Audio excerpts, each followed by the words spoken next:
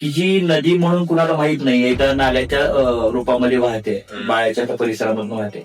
त्यामुळे ती नदी आहे असं कुणाच्या डोक्यामध्ये आलं नाही. परंतु ज्यावेळेस ह्या वर्षी मोठी मोठी पाऊस पडली आणि त्या मोठ्या पावसातून त्या नदीला किंवा त्या नाल्याला जो काही पूर आला आणि तिथून खऱ्या अर्थानं लोकांना जी आलेला नदी आहे, जी लोकांच्या कानापर्यंतची गोष्ट गेली.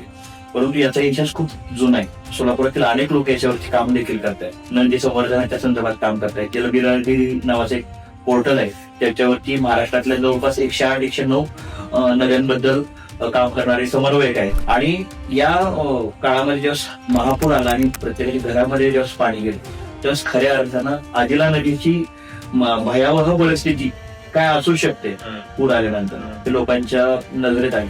आणि योगाकडे मी त्या परिसरामध्ये राहतो, एक शिक्षक म्हणून तुम्ही मार्गदर्शक देखील असलं पाहिजे समाजासाठी.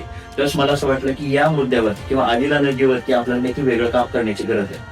आणि त्यातून मग या प्रवासाकडे मी वळले आणि आदिला नदी व परिसर संवर्धन कृती समितीच्या माध्यमातून आता हे काम चालू झालेलं आहे.